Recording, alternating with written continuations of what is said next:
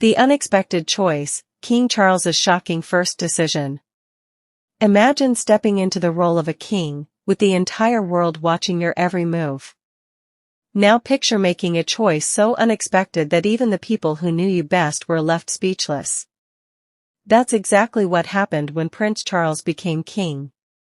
His very first decision stunned not only the public but also one of the closest people in his life, a man who had worked by his side for years. This isn't just a story about royalty, it's about a secret expectation, a hidden conversation, and the twist that no one saw coming. The story begins with Grant Harrold, King Charles's former butler, who served him for 7 years at Highgrove House in Gloucestershire. Harrold described his time working there as an absolute dream come true, calling the monarch a very gentle character who never once raised his voice. Later, Harrold went on to become an etiquette expert, but in 2011 he was made redundant as Charles prepared for the throne.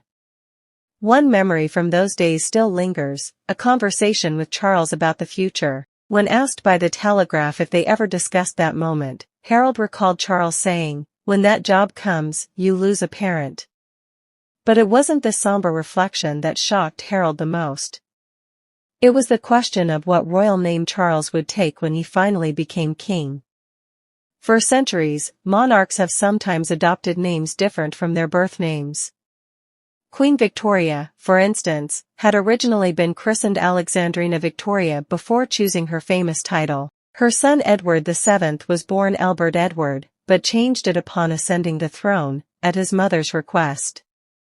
So when Charles hinted he could follow this tradition, Harrold and others believed he would honor his grandfather by becoming King George VII.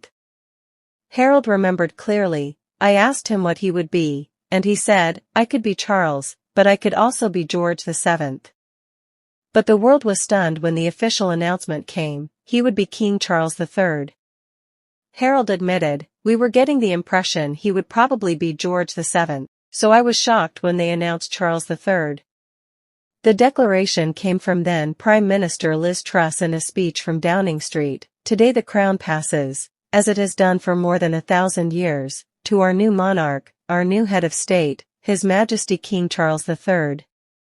She closed with the words, "Long live the King," and honored the late Queen Elizabeth II as the very spirit of Great Britain, a spirit she said would live on.